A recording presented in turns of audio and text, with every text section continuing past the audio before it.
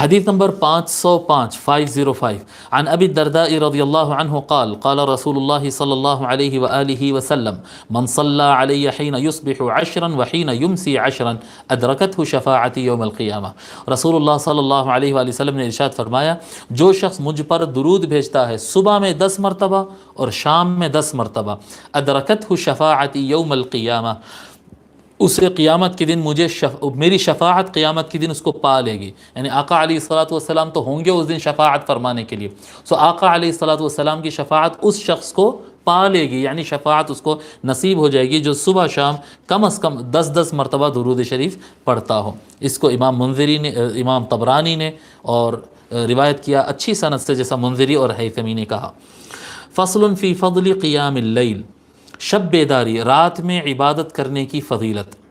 ٹھیک ہے، قیام اللیل کہتے ہیں، قیام اللیل رات میں عبادت کرنے کی۔ قیام تو ویسے جاگنے کے معنی میں ہوتا، مگر رات میں جاگنا، ہمارے پاس جاگنے کی رات بولتے ہیں ہندوستان میں، جاگنے کی رات۔ تو جاگنے کی رات مطلب جاگ کر عبادت کرنے کی رات، خالی جاگنے کی رات نہیں، جاگ کر عبادت کرنے کی رات۔